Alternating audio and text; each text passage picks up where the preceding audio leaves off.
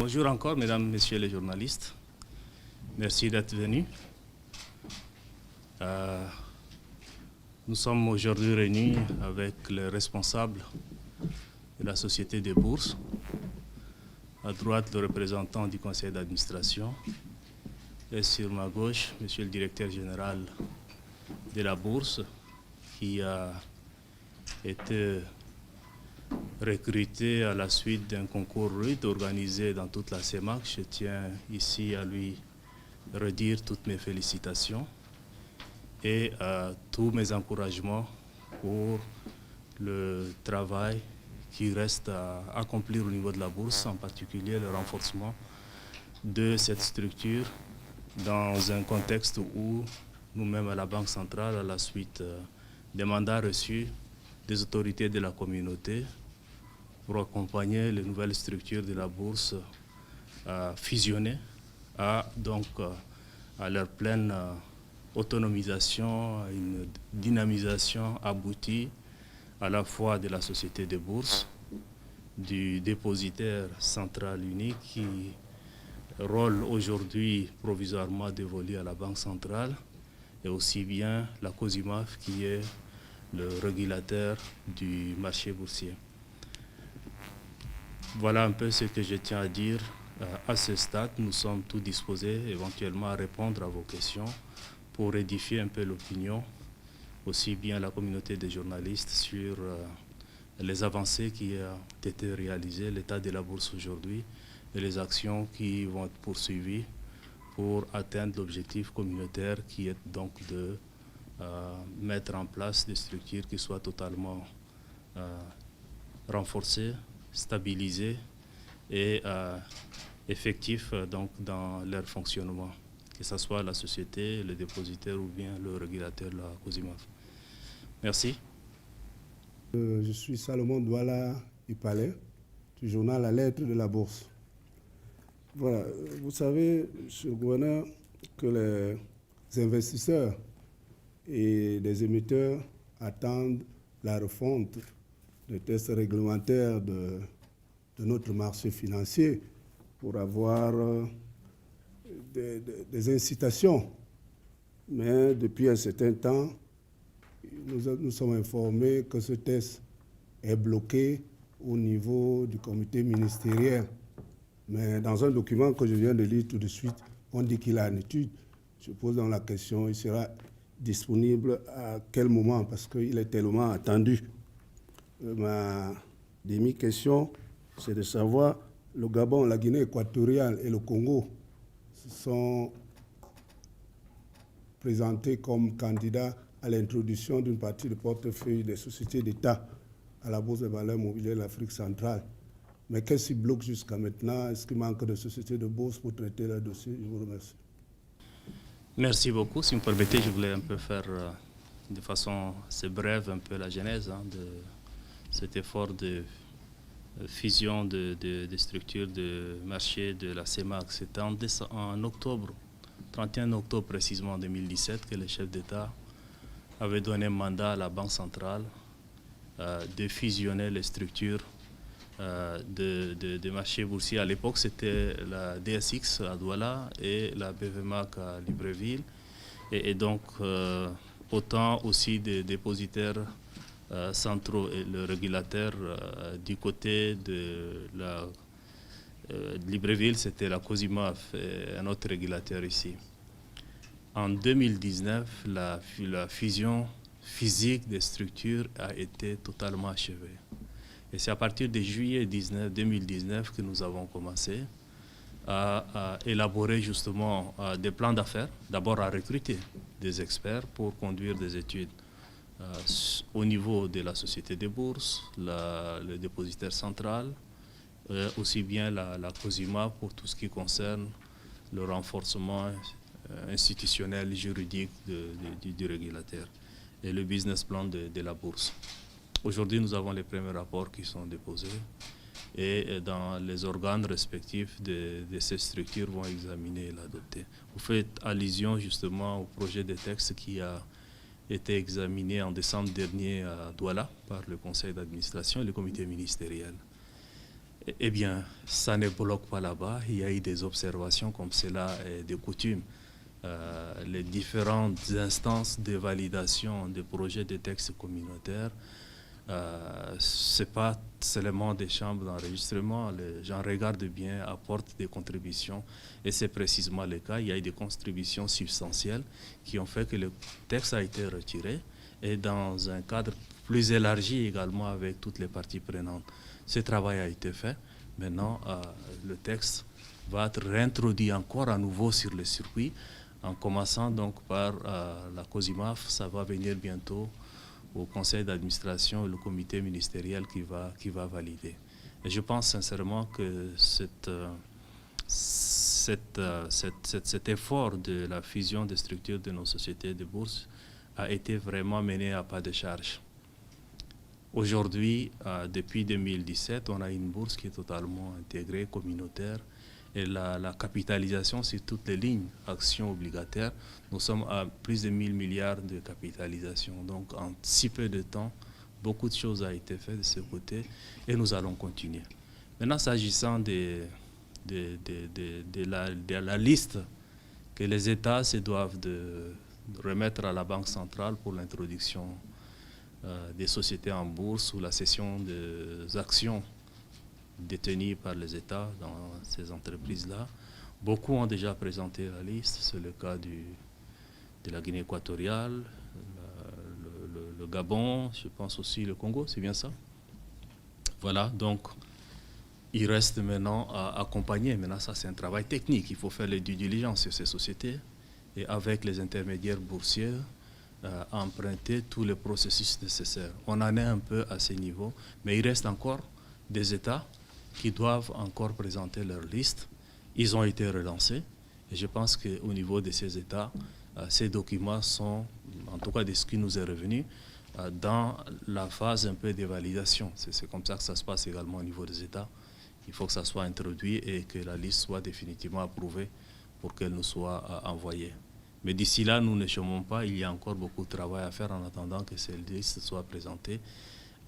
Les parties prenantes justement à cet effort de fusion et de redynamisation des structures de marché ont encore du travail, du pain sur la planche pour continuer à renforcer encore ces actions en attendant que les autres États nous présentent, nous envoient finalement les listes attendues. Je sais qu'il y a un partenariat avec Maroclear, le dépositaire marocain. À ce jour, est-ce que vous pouvez nous faire un bilan effectivement de ce partenariat avec le dépositaire marocain? Et la dernière question qui vous est adressée, s'agissant toujours du dépositaire central unique. On sait très bien que ce n'est pas le cœur de métier de la Banque centrale. Donc c'est un rôle provisoire que vous avez, mais sauf que moi, j'ai discuté avec certains acteurs du marché qui estiment que les procédures de la Banque centrale sont assez contraignantes, si bien qu'elles freinent parfois le dénouement de certaines opérations en bourse. Alors, ôtez-moi d'un doute, puisque le dépositaire est censé être créé, il s'agira de filialiser au sein de la Banque centrale ou bien de créer effectivement un dépositaire à part, en dehors de la Banque centrale. Voilà les questions que j'avais à vous poser. Monsieur Bagatolo, je reviens rapidement à vous. Je sais qu'il y avait 2 logiciels, je crois, de cotation. À l'époque, c'est-à-dire Douala Stock Exchange avait son logiciel et puis la BVMAC à Libreville en avait. Est-ce qu'aujourd'hui, vous avez réussi à déterminer un logiciel de cotation unique et où en est ce dossier?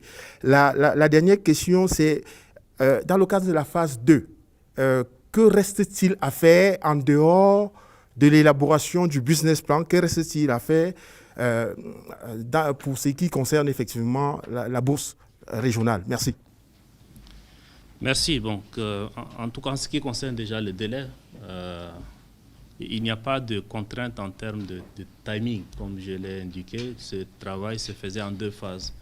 La première, c'était la fusion physique des structures de la bourse, les 2 sociétés de bourse, et puis le régulateur et le dépositaire central. Cela a été effectif depuis juillet 2019.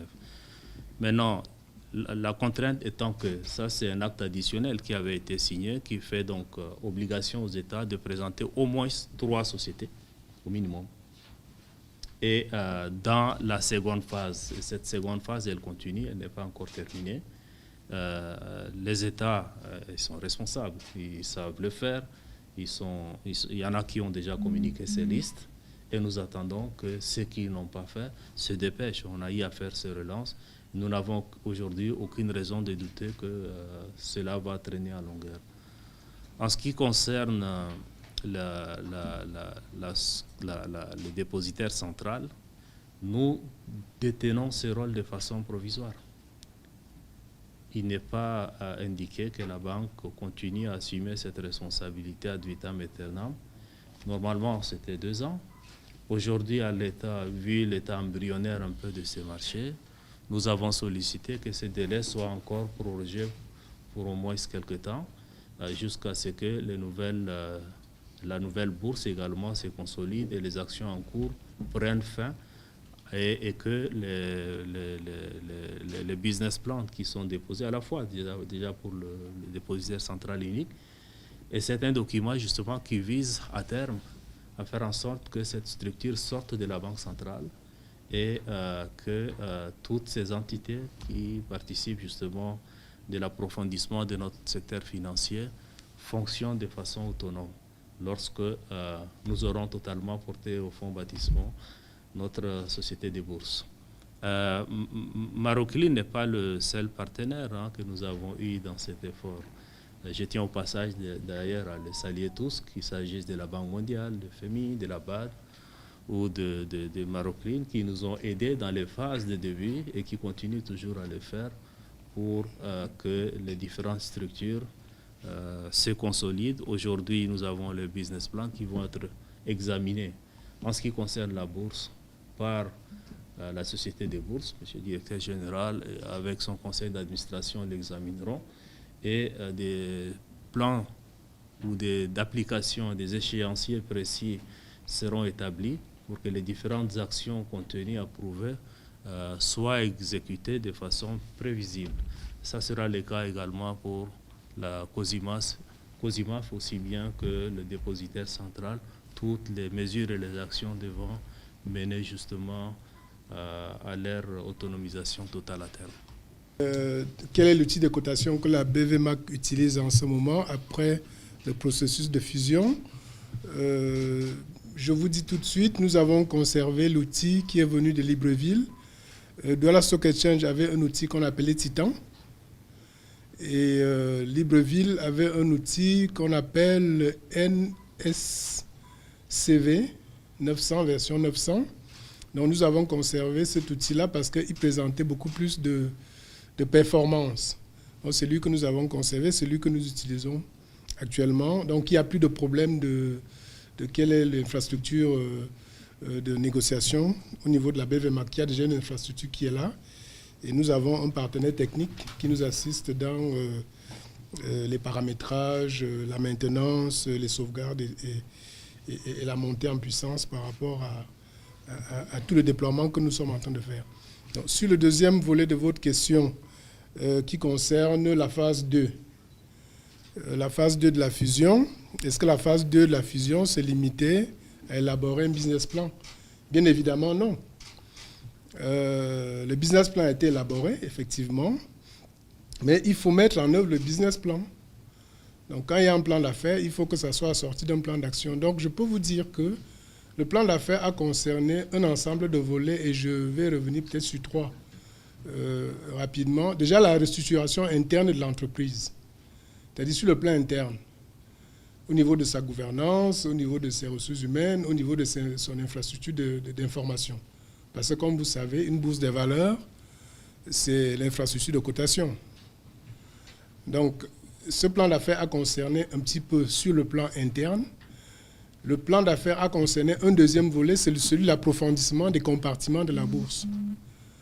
Dans l'approfondissement des compartiments de la bourse, son Excellence, Monsieur le Gouverneur, vient de vous expliquer, la communauté a pris un règlement sur les introductions en bourse. Et c'est les fameuses listes. Les listes ne sont pas sorties de nulle part. Ce sont les fameuses listes qui, lorsqu'elles seront transformées en opérations, vont permettre à ce que, aujourd'hui, il y a 10 sociétés dans ces listes-là. Notre marché a 5 entreprises cotées sur le compartiment action. Si les 10 arrivent, on passera à 15. Et donc vous voyez qu'on devrait multiplier par 3, c'est-à-dire la dynamique d'activité sur le marché. Donc il y a les fameuses listes pour pouvoir approfondir le compartiment action avec l'appui des États, mais également dans le plan d'action, dans le business plan, il y a les incitations qui sont attendues au niveau des États pour permettre à ce que le secteur privé puisse effectivement emboîter le pas à toute cette dynamique que les États sont en train de mettre en place. Les États font l'amorçage pour le secteur privé parce qu'ils veulent donner le marché financier au secteur privé afin que celui-ci leur serve vraiment d'alternative, c'est-à-dire de financement. Il faut qu'ils trouvent les capitaux ailleurs que dans le secteur bancaire. Donc le chapitre incitation concerne tout ce qui est réforme fiscale, harmonisation fiscale au niveau de la CEMAC. Donc c'est tout ce qui est incitatif, non seulement pour les émetteurs de titres, mais également pour les épargnants. Donc il faut que la fiscalité qui s'applique aux revenus des capitaux en valeur mobilière, c'est-à-dire soit attractive pour que les épargnants puissent trouver un intérêt à ne pas laisser seulement leur argent dans un dépôt au niveau de la banque, dans un dépôt rémunéré, mais qu'ils puissent migrer vers ça. Donc il y a beaucoup il faut implémenter maintenant le business plan et nous sommes dans la phase effectivement opérationnelle, c'est-à-dire de mettre en œuvre les différentes orientations qui ont été données. Et la BVMAC aujourd'hui s'appuie sur le leadership de la Banque centrale, mais également sur son conseil d'administration. Et le conseil d'administration donne une orientation, c'est-à-dire pour dire voilà les actions que vous devez mettre en œuvre pour pouvoir vous arrimer à ce que le cabinet qui a fait cette opération, du moins cette étude, cette mission, et avec son rapport, a donné comme orientation aux autorités de la CEMAC. Monsieur le gouverneur, nous avons observé ces derniers temps le déploiement des États sur le marché des titres publics. Et ça a gonflé. Non seulement ils vont pour financer le déficit budgétaire, mais aussi pour les investissements. Est-ce que vous ne pensez pas que le développement du marché des titres publics va obérer la dynamisation du marché financier? Ça, c'est la question pour le gouverneur. Pour le DG de la BVMAC, qu'est-ce que vous allez faire pour intéresser véritablement les entreprises privées à la bourse de Douala? Parce que jusqu'ici, on n'a que les entreprises publiques. Et à quand, justement, on aura les premières cotations des 10 entreprises que 3 États vous ont envoyées? À quand, effectivement, leur cotation à la bourse? Merci. Et le marché de titres publics existait aussi à l'état un peu embryonnaire avant. Mais depuis les dernières réformes, nous sommes à un encours qui avoisine maintenant les 5 000 milliards de montants levés dans la CEMAC. Nous avons pu recycler l'épargne de la CEMAC et supprimer ce que la Banque centrale faisait naguère, des avances aux États. C'est une facilité de trésorerie qu'on paye aux États. Après, s'il y a des difficultés de remboursement, il faut restructurer de façon dynamique. Nous avons arrêté ça après les réformes statutaires à la Banque centrale, supprimer la possibilité de donner des avances aux États et instituer à la place ces mécanismes qui est un marché qui met en relation les États qui ont besoin de ressources et ceux qui ont de la liquidité, qu'il s'agisse des particuliers, des entreprises ou principalement des banques, pour financer. Ça donne aux États la possibilité donc, de lever des fonds, d'avoir cette disponibilité en trésorerie pour financer et également à ceux qui ont des ressources, de l'épargne, à être rémunérés. Et ce qui est important de constater, quand on avait commencé au départ, c'était les banques qui essentiellement souscrivaient au titre public. Aujourd'hui, nous avons non seulement d'autres acteurs comme les compagnies d'assurance, les fonds mutuels ou les organismes de prévoyance sociale, mais aussi des particuliers qui, à des niveaux extrêmement importants, participent, souscrivent donc au titre public. Et donc, moi, je pense que ça se dénote un peu la confiance que à la fois les secteurs bancaires, les entreprises, mais aussi bien les particuliers qui témoignent un peu à la signature souveraine des États et que notre possibilité aujourd'hui, plutôt que de faire toujours appel à des financiers extérieurs quand on a des difficultés, la communauté aujourd'hui a beaucoup plus de marge à recycler sa propre épargne pour contribuer au financement, également juguler un peu les tensions de trésorerie qui peuvent signaler ça ou là. Donc vraiment, c'est quelque chose qu'il faut saluer et ça participe justement des efforts d'approfondissement de notre secteur financier de façon plus globale. Et plus loin, ça renforce également la crédibilité, la transparence également de la gestion de finances publiques. Parce que le marché sanctionne la qualité des signatures des États, des trésors publics. S'il y a des défauts, eh bien, les gens ne vont pas acheter vos papiers de dette, ou bien s'ils le font, c'est avec des primes de risque élevées. Ce qui aujourd'hui n'est pas le cas. Tout le monde respecte, tout le monde honore les échéanciers et ça continue à être payé. Est-ce que cela crée un effet d'éviction pour la bourse? Je ne pense pas parce que les maturités ne sont pas toujours les mêmes. Et donc, nos besoins de financement sont tels que toutes les possibilités, toutes les, les options de financement possibles sont véritablement requises pour permettre que nous soyons capables d'élever plus de financement, plus de capitaux. À la bourse, c'est principalement pour financer également les hauts de bilan des banques, des entreprises. Et les États également interviennent. Les maturités peuvent être plus longues. Les gens de l'extérieur peuvent également contribuer ici, financer des projets parce que les taux sont intéressants. Ce que nous constatons aussi, du reste, pour ce qui concerne le marché des titres publics, des expatriés, des étrangers qui ont foi aujourd'hui dans la signature souveraine des États et souscrivent donc au titre de dette des États. Et donc je pense qu'il n'y a pas de risque à ce niveau. La preuve est que déjà la bourse, dans ses débuts justement, a quand même un niveau de capitalisation intéressant. C'est la question de savoir comment faire pour intéresser le secteur privé à la bourse. J'aurais pu avoir tendance de vous dire, bon voilà, au niveau de la BVMAC, on va baisser les coûts. Mais est-ce que le sujet est vraiment à ce niveau-là? Je crois que nous devons tous, et c'est le but aussi de cet exercice de communication, nous sommes tous en train d'essayer de passer le message. On est comme des évangélistes. Il faut prêcher, prêcher, prêcher pour dire au secteur privé, la bourse, c'est une alternative qui vous est offerte.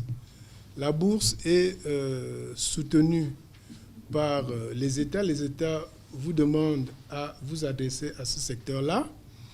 Et d'ailleurs, on ne vous incite jamais pour aller prendre un crédit à la banque. On vous incite pour aller vous endetter auprès des populations de la CEMAC. Donc, qu'est-ce qu'on peut faire? Depuis que j'ai pris le poste au niveau de la BVMAC, ce que j'ai donné comme message à l'association professionnelle des intermédiaires de marché, c'est que je suis devenu votre commercial. Donc, il faut pitcher les émetteurs. Est-ce que vous savez que la loi des finances du Cameroun 2021 a institué des incitations fiscales aux entreprises? Et nous sommes allés voir un certain nombre d'entreprises en faisant des simulations sur ce qui devrait gagner sur le plan de la réduction du taux de l'IS, qui passe de 33%, en ajoutant les 35% d'ailleurs, en ajoutant les centimes additionnels, ça monte à 38,5%, à 25% si vous faites n'importe quelle opération, soit de dette ou d'equity sur le marché. Donc, on a vu un grand opérateur télécom de la place qui a dit, quand je fais les calculs avec ce que vous me dites, je gagne 1 milliard. Il y a forcément un truc qui ne va pas. Pourquoi vous pensez que l'État du Cameroun va me laisser économiser 1 milliard chaque année? C'est ceux qui m'attendent au tournant. Donc, tant que vous ne me dites pas c'est quoi le piège de cette incitation, je ne peux pas vous faire confiance. Qu'est-ce que nous faisons face à ça? L'approche que nous avons adoptée aujourd'hui, c'est que nous essayons de discuter avec les gens que ces personnes écoutent mieux que les acteurs du marché. Ce sont leurs conseils fiscaux, ce sont leurs commissaires aux comptes, c'est eux qui vont porter le message, appuyés par les responsables de l'administration fiscale, pour leur dire ce qui est écrit là, effectivement, si vous faites une opération, il n'y aura pas une espèce de rattrapage derrière. Donc ça, c'est la première chose, c'est que les gens n'y croient pas trop à toutes les incitations et pensent qu'il y a quelque chose qui est caché derrière. il faut qu'il y ait des personnes les plus autorisées qui puissent aussi parler à ces personnes-là pour leur dire non, c'est de la réalité. Le deuxième sujet, c'est de dire on est dans des économies où on a toujours dit la structure de l'entrepreneuriat privé, entreprise un petit peu à capitaux familial, tout le monde a peur de l'actionnariat populaire. Tout le monde a peur de la transparence comptable, fiscale. Est-ce que ce ne sont pas les sujets qui sont... je ne sais pas, tu as dit à quel niveau on commence à régler cela pour dire n'ayez pas peur. Est-ce qu'il faut une loi d'amnistie pour dire si vous nous présentez une DSF qui vous permet de lever les fonds et qu'on se rend compte que ce n'est pas la DSF qui vous a permis de payer l'impôt, on ne dira rien. Peut-être qu'il faut des états généraux, hein, c'est-à-dire au niveau du secteur privé, au niveau de la CEMAC, avec les patronats, pour voir qu'est-ce qu'on peut faire, c'est-à-dire pour qu'ils arrêtent d'avoir peur de venir se confronter au marché. Parce qu'en fait, c'est ça le sujet. C'est de venir se confronter au marché. Un actionnaire qui a 2 actions, mais qui peut vous prendre 20, 30, 40 minutes lors d'une assemblée générale. Les gens ont peur de tout ça. Donc, en fait, c'est un problème de culture, de mentalité. Et c'est un travail de longue haleine. Et je ne sais pas quand est-ce qu'on va arriver au bon bout. J'ai parlé l'exemple du marché des titres publics, c'était comme ça. Nous avons à la Banque centrale le marché monétaire. Les banques ne se faisaient pas confiance. Et vous voyez quand les banques se changeaient, c'est des banques qui appartiennent au même groupe bancaire qui se faisaient confiance. Quand nous avons fait les réformes nécessaires, quand la présentation des sûretés a été dématérialisée, ça a permis la transparence. Aujourd'hui, nous voyons que les banques ne viennent presque pas. Elles se font confiance. Et ce marché a véritablement décollé. Pareil pour les marchés de titres publics. Un autre exemple qui est quand même intéressant. Quand nous avons mis en place ici à la Banque centrale, toujours 2019-2020 par là, l'interopérabilité des paiements mobiles. On est à presque 500 milliards de transactions. On a pu interconnecter les pays de la CEMAC, que vous soyez même sur Orange, MTN, Tigo ou Move Africa, quel que soit votre pays de résidence, vous pouvez aujourd'hui, sans passer par des sociétés de transfert comme Western Union ou MoneyGram, vous pouvez faire ces transferts au bout de votre téléphone portable. Le niveau de transaction a continué. Nous voyons également qu'aujourd'hui, il y a aussi le crowdfunding, qui sont également des alternatives au financement qui se font en ligne. Donc, moi, je pense que les gens ne sont quand même pas aussi en marge un peu de l'évolution que nous pourrions le penser. Ils sont très connectés, ils voient les choses, ils étudient bien. Mais moi, je pense que ce qu'il faut déjà faire, c'est que l'existence de ces structures, il faut renforcer leur existence et leur présence. Et comme monsieur le directeur général l'a dit, faire ce travail de prédication, de communication. Et d'ailleurs, j'ajouterais que c'est ce qu'ils sont en train de faire. La Banque centrale aussi avec l'harmonisation également des politiques fiscales au niveau de la bourse, pour toute la CEMA. Et dans ces efforts, il y a également des efforts d'allègement qui permettront aux entreprises de constater la crédibilité justement de cette alternative au financement bancaire et les intérêts que ça peut leur présenter. Et donc les choses peuvent véritablement décoller lorsqu'on en arrivera là. Et là, le travail il est déjà en cours. Merci beaucoup. Je pense qu'il faudrait multiplier ce type de séances. Dans le cadre du programme de réforme économique et financière de la CEMAC, qui a été lancé ici à Yaoundé en